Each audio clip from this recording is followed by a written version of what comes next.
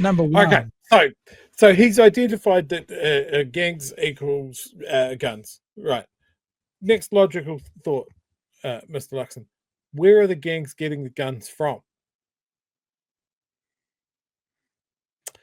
We know that, although not officially, that it's straw buyers. It's people that associate with the gangs but aren't gang members, who might not have criminal records, but are quite happy to take the gang's cash by legitimately buying guns for which we don't have any sort of way of tracking who bought them, who still has them, whether they've been moved on, whether they've been stolen. Because a firearms minister, the minister in charge of this, doesn't want to register. Well, doesn't think the police can do it. So that conversation happens, or has happened in this as well, about the straw buyers, whatever they're called. But also this next part of the conversation flows quite well into what you've just said, because there is new legislation coming up. And John Campbell's like, I'm surprised we haven't talked about this new legislation more.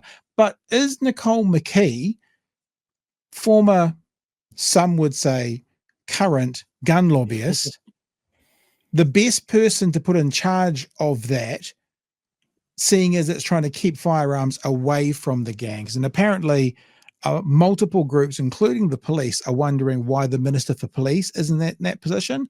It would appear that he was, and Nicole McKee has replaced Mark Mitchell. So that's this conversation. There is up for the third reading under urgency this week. Is it under urgency? Why should Nicole McKee replace the Minister of Police in this legislation? It seems really strange to me. The police have said it's strange. Why is that happening? Well, John, I think you're mixing two issues. The first issue is, where are the source of illegal guns? They're actually coming from gangs. That's why we're being tough on gangs. There's a series of issues around firearms hold on a sec. No, Prime Minister, sorry. The gangs have them. No, well, hold on a sec. The gangs have them, but Chris Cahill told us earlier they're coming from straw buyers, right? Which is people who have guns legally and then are on selling them. And shall we remind us, how could we get rid of that? The thing that the police actually want as well, it's with the gun register. And then there would be a way to track the gun going from the gun shop to the owner. Then people could go and go, hey, can you show us the gun that you own? Hey, why are we finding this gun in those people's hands when it says you're supposed to own it? But this government doesn't want a gun registry. The police do. Because they don't. Gun City doesn't want a firearms register. Yep. All right, we'll keep going with Mr. Luxon. Yeah, so you're sort of mixing your drinks a little bit. So what I'm just saying to you, there's a series of actions around gangs, which is what we've implemented with our legislation at the end of last year. There's a series of work that's underway to look at the Arms Act, which is 40 years old and a really old piece of legislation. Our focus in all of the firearms conversations is to make sure that we're enhancing public safety, and that's been our focus. What you're talking about is a very specific... enhancing public safety, right? Remember that. We want to know how you're enhancing public safety. It does sound like a good title. Now break that down for us, please, Mr. Luxon. How are you enhancing public safety? Piece around compliance on gun clubs in particular. That's not where the issue's actually happening. That's actually manageable, and that's a very reasonable change. But it could be because straw buyers, who are clearly prima facie cynical buggers and should be ashamed of themselves, who have obtained the guns legally and may in some cases belong to gun clubs, are on selling them to gangs. So isn't it about getting this right at source?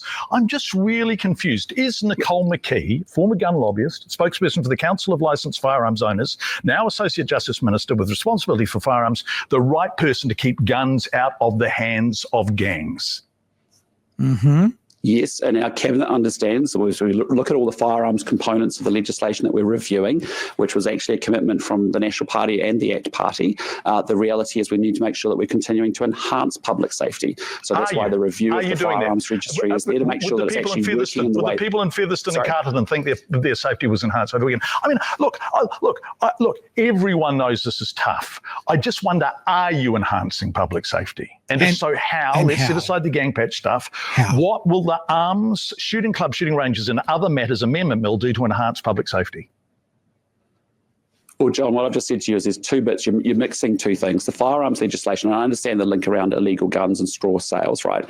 But the firearms legislation there's been no discussion, no decisions made on all of that. There's a series of things that have been, looked at in there, quite rightly so, because that legislation is 40 years old.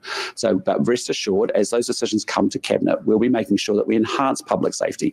Everything we've been doing is... So it's just said enhance again, but it hasn't really said how. This is the buzzwords. The government is about improving public safety. That's why we passed the gang laws. That's why we've got the associating and consorting provisions. That's why we've got firearm prohibition orders coming. That's why later this week we're actually going to cap the amount of sentencing discounts that judges can apply to serious crimes. That's actually all part of our effort to make sure that we actually are doing everything we can. And even if that comes into place. Yeah, how does getting judges to not be able to sentence fewer months equal safer guns out in the community? It's just all that comes after the fact. Yeah. Yep. Like he's not talking about who's importing the guns. He's not talking about what sort of guns are being imported. He's not talking about tracking who buys the guns. He's not talking about having enough police to police the firearms laws that we do have. There's a firearms minister that seems to want to roll back a whole bunch of stuff that Labor brought in after the mosque shootings. Yeah. So he can't have this both ways.